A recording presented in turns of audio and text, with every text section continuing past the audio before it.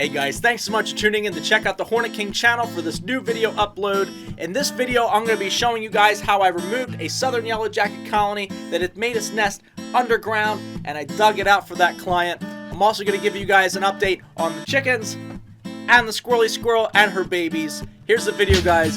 Check it out.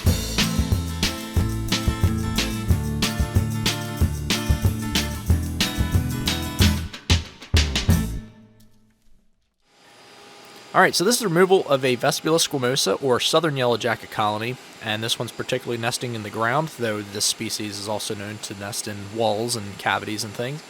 Vespula squamosa, or southern yellow jacket, is actually considered a partially parasitic species, and that means that they will actually live off of other species of yellow jacket. That doesn't necessarily mean that they hunt them down or anything. What that means is in the spring, mid to late spring, a founding Vespula squamosa, or southern yellow jacket queen, will suss out eastern yellow jacket, or Vespula maculifrons colonies that are in the ground or in the wall of someone's house or whatever, and she will go in there and basically kill the queen of the eastern yellow jacket, and she will take over and start laying her eggs in that comb. And so then so basically the eastern yellow jacket's workers are still working for that queen until they die off, and by then they're taken over by the southern yellow jackets. So all these individuals you're seeing in this nest are southern yellow jackets. About 15% of the time, a southern yellow jacket queen will found her own nest, and I believe that's what happened in this case, because this nest looks nothing like a eastern yellow jacket. Eastern yellow jacket have a very brittle nest. Southern yellow jackets have a very sturdy, strong nest, and you'll see that later on in the video when I'm tearing the nest apart. You'll see how strong the comb is and the structures in it, and even the envelope. There's no remnants of an eastern yellow jacket colony in this ground. A good tell is to being able to identify this particular species is at the entranceway of the hole. You see all that envelope. That is built by the southern yellow jackets only. I've never seen any other yellow jacket species do that. Eastern yellow jackets especially don't build crusted envelope around the entranceway to their hole. And then also the southern yellow jacket have a lot more yellow on their thorax, so they have like striping on them, which comparative to eastern yellow jackets are a little bit smaller, and they have pretty much solid black thoraxes with like shoulder parts, but that's really it. So as with any of my yellow jacket friends, they like to latch on. So, as you can see, this one stung my glove and got her stinger stuck in my glove, and she couldn't get it out, so she's trying to, so I had to brush her off to get her out of my glove. This particular species is extremely aggressive. So a lot of ground colonies are aggressive anyway, but southern yellow jackets are extremely aggressive. They will swarm, and then they latch on, and they don't let go. So any of the times I've been stung by ground nests have pretty much always been southern yellow jackets. They always find a weak spot in the suit or what have you and sting. So I always come prepared with misting black flag, and it's kind of a it's nice for me because I can spray it into the air and it aerates, and they fly through it, and then they get it on them, and then they drop to the ground. It's not immediate. It's pretty quick, but it's not immediate, so you'll see them fly a little bit more, and then eventually they start to feel the effects of it, and then they hit the ground, that I can vacuum them up and get them in the vacuum.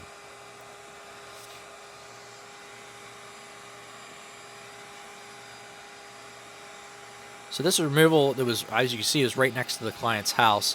It was also right next to their yard, so I'm sitting kind of in their flower bed, and they had gotten stung a couple times, so this nest had to go. It wasn't really in a convenient location. Relocating isn't really a possibility for ground nests like this. As I've stated in my QA video, if you haven't seen it, I'll put a link right here at the top of the video. You can click on that and check out about relocating.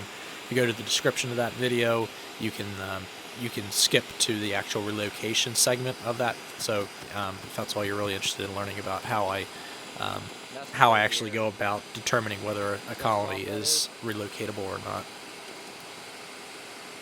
So I could tell that that's where the nest was. The mulch and soil there was really soft and spongy, and everywhere else it's hard, as you can hear by me tapping on the ground. That's where you can tell the top of the nest is. So that's where I kind of focus my vibration to try to get them to swarm out like this. The numbers in a southern yellowjacket colony are absolutely abundant. Like there's just so many of them. So when you get swarmed by the gamut.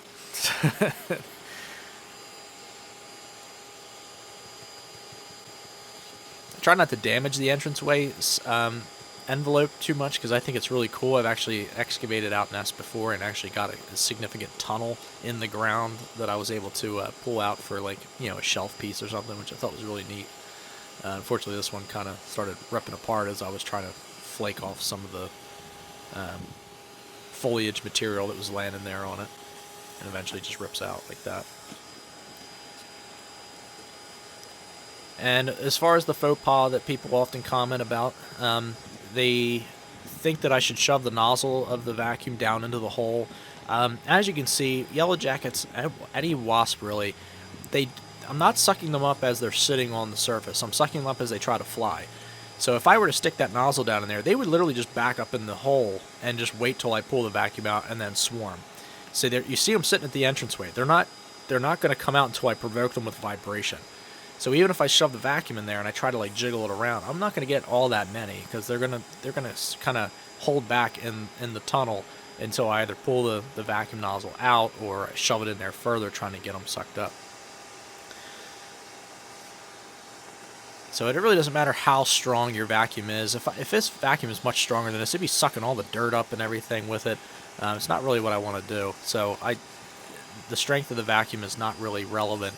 The position is, do you hold it? So you hold it kind of back from the entranceway, smack on the ground, get them to try to swarm out because they feel safe enough to come out because the vacuum's not super close to the entrance, and then they fly out, and the second they leave the ground, they get sucked right in.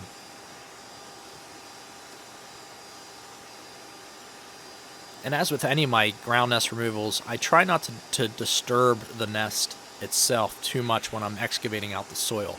I don't want to just take a shovel and just go and just pull the whole thing out one fell swoop. I need to it's almost like Jurassic Park. I gotta, like, excavate around it and try to keep it in one piece, because in between each layer of comb there's probably another, like, 50 individual yellow jackets.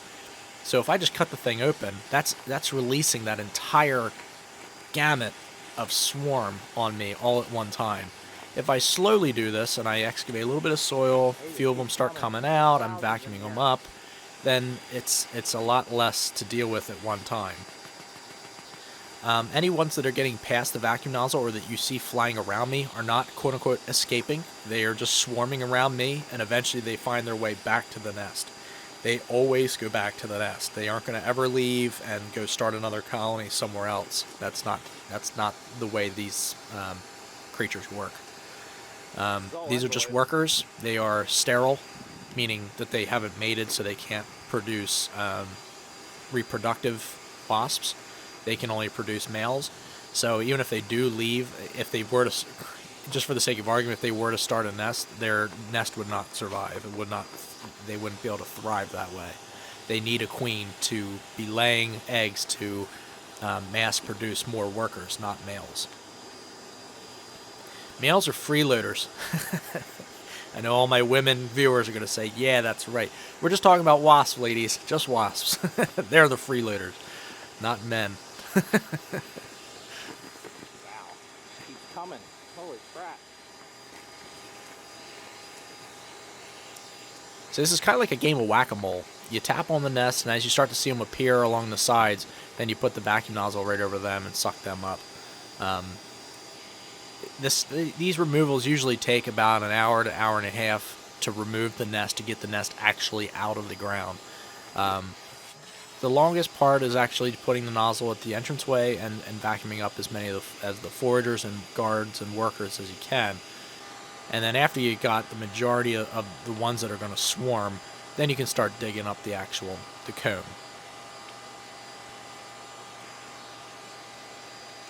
And at this stage, as you can see, there's about, what we can see here, there's 4 comb. There's probably about 5 or 6. I can't quite remember off the top of my head while watching this, but inside of there, the queen cannot fly at this stage. She can fly, obviously, in the beginning of the season because she hasn't laid any eggs yet. But by the time she starts laying this many eggs, she can no longer fly. Her abdomen's too heavy and too engorged to be able to fly. So the only ones that can fly are the workers, the guards, and the males. Males will come out during a swarm, but they can't sting you. They don't have an ovipositor or a stinger. They can bite. Have been bit by a male before, but they're not really, in my experience, they're not really aggressive when they're swarming. They're more just kind of following suit with what the girls are doing. And that's a decent sized nest. It's about the size of a miniature, well, bigger than a miniature basketball. Several pounds, pretty heavy. It's packed with larvae. And that's the inside of the cavity that they excavated themselves.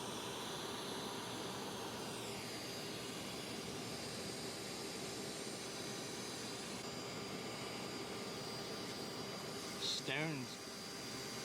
Wow. Stones. And this is the catch of the day. Often people ask me to show the inside of the vacuum once I'm finished for the removal. This has, I think this was about 3 different removals. This bucket did have about a half a gallon of water in the bottom of it, but since I sucked up so much material, it's literally just damp. It's not really even that wet anymore. You can see there's a little bit of insulation in there, but there's a lot of wasp adults inside that vacuum, along with envelopes, soil, sticks, everything else.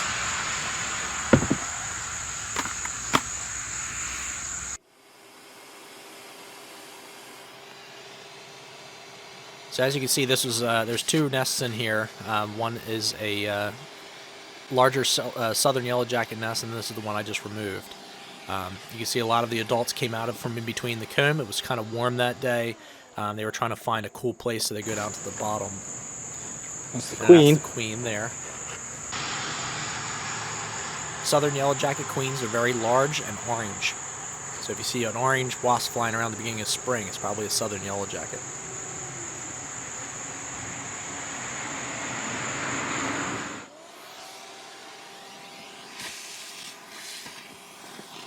So vacuuming up the masses. So these are the ones that were in between the comb layers, and they kind of either fell out or crawled out to try to escape the heat.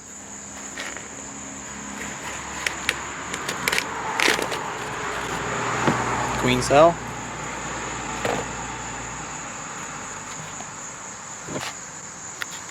More queen cell.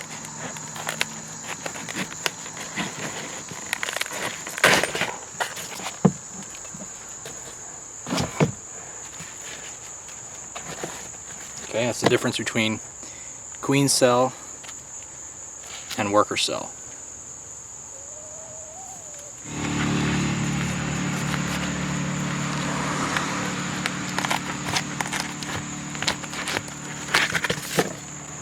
Look at that.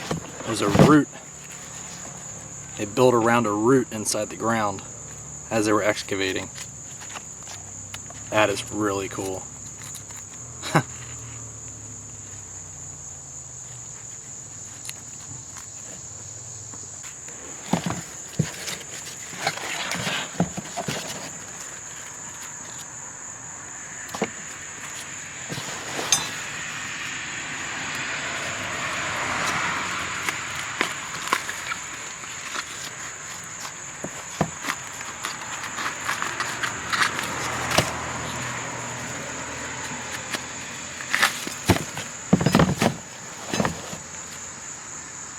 If you look close enough in there in some of those cells, there's actually 3 eggs.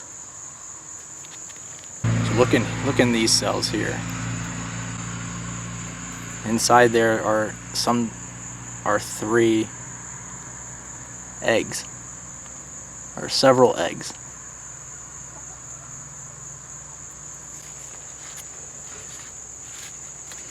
All right, let's give them to the girls. Well, some of them to the girls. It's been a couple of days since you guys have had a treat like this. There you go.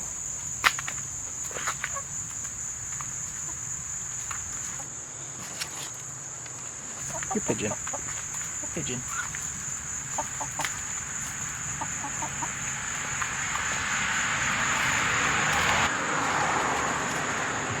Angel.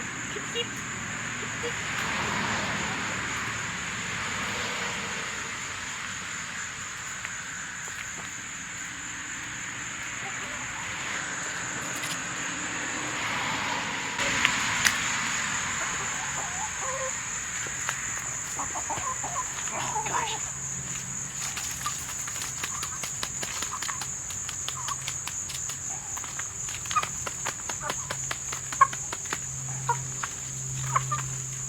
Don't get rooted on me. Don't get rooted. Please. Pigeon, bring it over here. Bring it over here. Pigeon's still in her molting stage.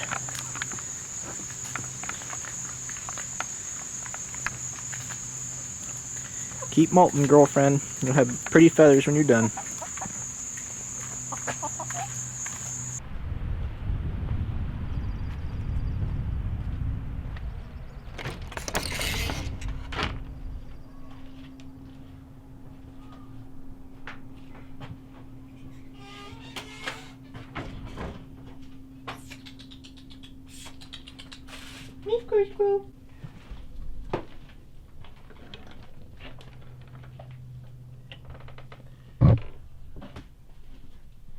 Alright, so this is the box. For those of you who haven't seen the video of me building this box for Humphrey. So I bored a hole through here, and this is the platform he lands on, well, she lands on. You can go in there. Well, he's lately been kind of aggressive. And not aggressive to the point where I can't, like, hold him or whatever, but aggressive to the point where he would lunge out the hole when I would call to him and things. So I thought that was kind of odd. Well, I've been keeping an eye on him and just trying to give him some space. So when I give him food and stuff, I just leave it on the ledge. So I was like, well, maybe I ought to check just to see if he's not, like, why else would he leave for the winter time and then just like randomly come back at the beginning of spring or like right at the end of winter and then start nesting in here again? It just didn't make any sense. Because if it was a male, he would leave the confines that he had before with a group of other squirrels and just start off on his own, but kind of be like a nomad. So for him to have a separate spot here to make a whole new nest at the end of winter, beginning of spring, just didn't make any sense. So I came in here and cracked this thing open. Check this out. Alright. First we just...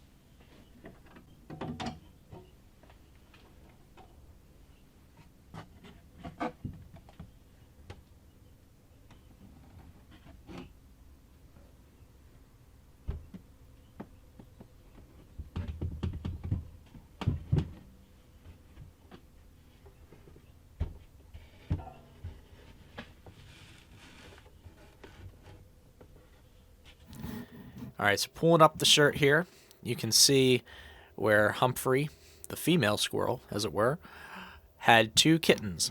And yes, the term for baby squirrels is kittens, not pups. So she had 2 kittens, and they're both female. It's difficult to identify the sexes of squirrels just because they're it's based on how relative their genitalia is to their anus. The closer it is, they're going to be a female. The further away it is, it's going to be male.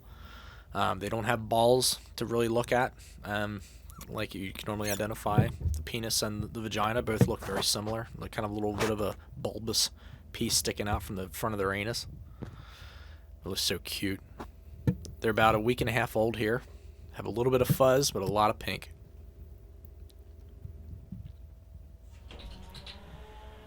So I had built this little contraption for Squirrely Squirrel. She comes back in here. The babies are still in the hole. And I give her peanuts, and then she goes out and hides them out in the yard.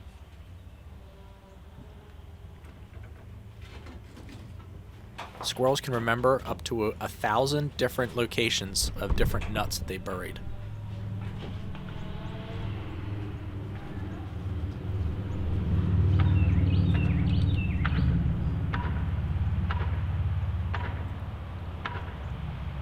So you can see her out there burying the nut, and then she comes right back to go into the greenhouse.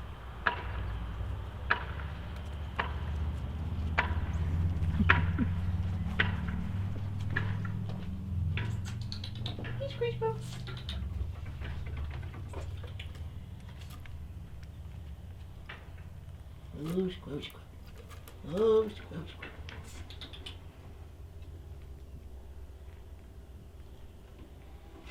And off she goes. So at the other end of that 2x4 that extends from the one platform over to the other one is a separate box that I made. Squirrels will relocate their babies about 4 weeks, so I want her to feel like she can relocate it to that box instead of going somewhere else. Look at her patting the soil. Bury that nut, squirrel, squirrel. So after they bury the acorns or nuts or whatever, they shove the nut deep down to the ground, and then they take their paws and they pack it down. Did you get your nut? She had to jump on my back to go into the barn to get some more peanuts. Even though she has babies and she's very protective of them, she has no problem jumping on my shoulder and getting food from me and then jumping right back onto the platform.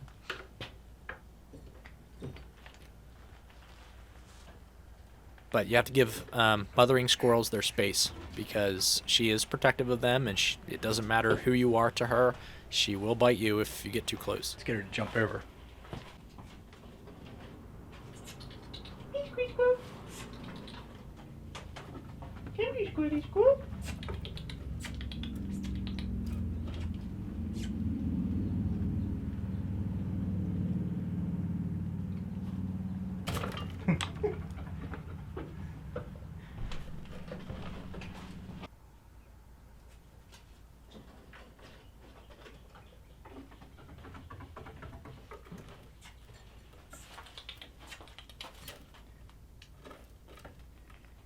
Oh, squirrel, squirrel. Oh, squirrel, squirrel.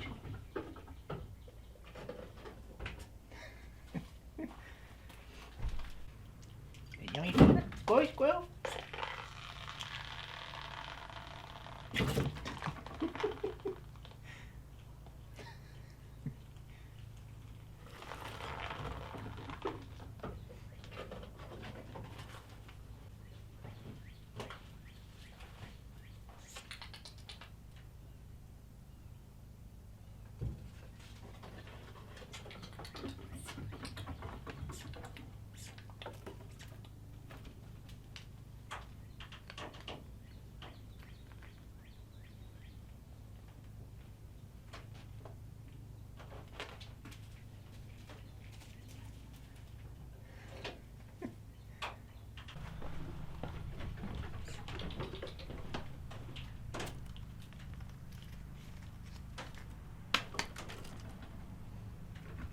Did you fart, squirrel, squirrel?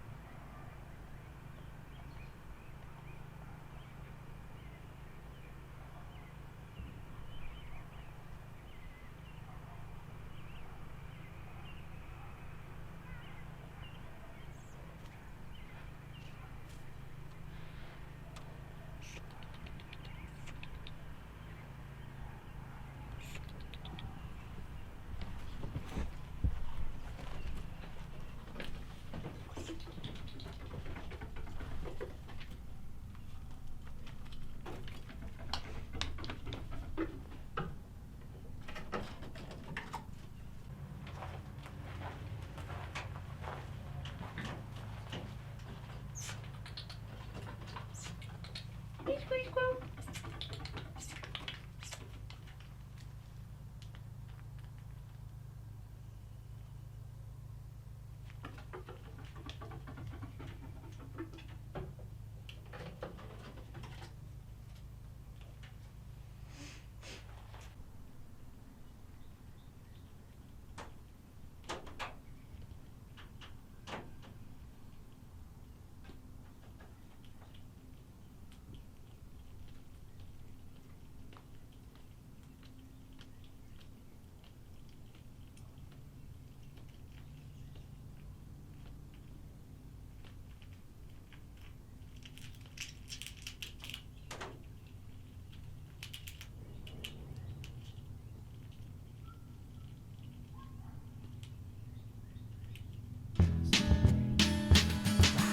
Alright everyone, thank you so much for tuning in to check out this video. If you guys enjoyed this content, drop in the comments, let me know what you think. If you have suggestions for future videos, something like to see me cover in an upcoming video, also drop in the comments and let me know. If you haven't subscribed already, please consider doing so, and hit that bell notification if you guys would like to get an update anytime I do post a video. Alright everyone, thank you so much for tuning in to check out this video and supporting my channel, and I'll catch you guys on the next video.